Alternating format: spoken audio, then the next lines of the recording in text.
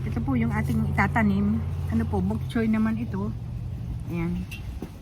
Didiligan po uli natin ng tubig.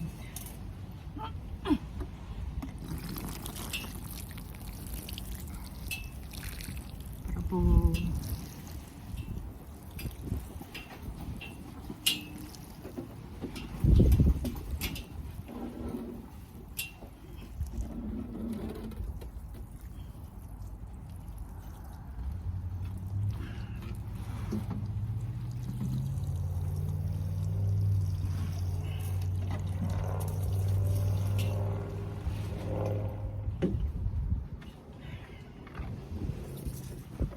buksan na po natin.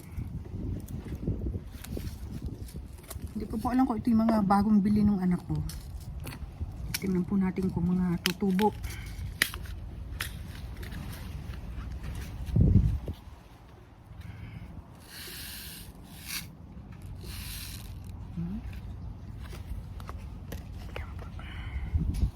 Ito po, bubud-bud po uli natin pag ganito. Kaya po ako nagpupunla ng ganitong marami. Minsan po maraming may nangihingi po sa akin ng tubo na, punla na. Kaya pwede po natin silang ibawas dito pagka malago po ang tubo, madaming tubo.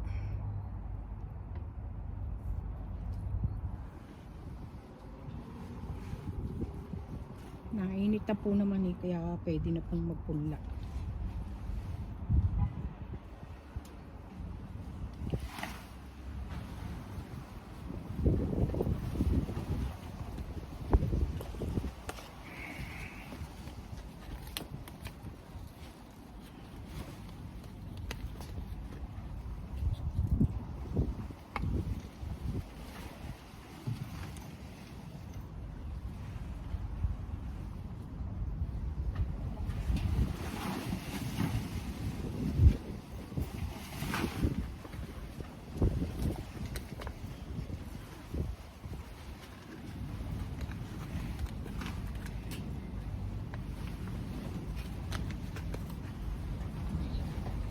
Lalagay po natin dito para alam po natin kung yun po yung ating itinanim. Diligan po uli natin para po bumaon.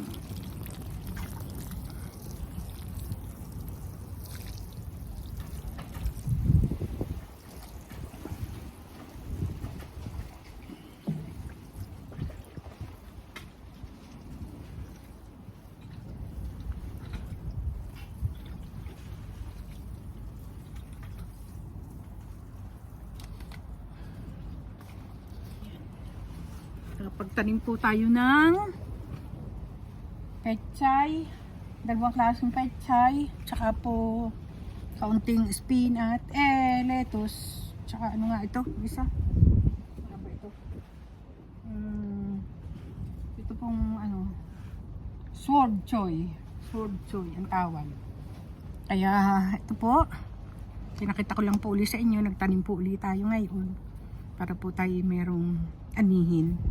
Nandito na lang po ulit. Thank you po.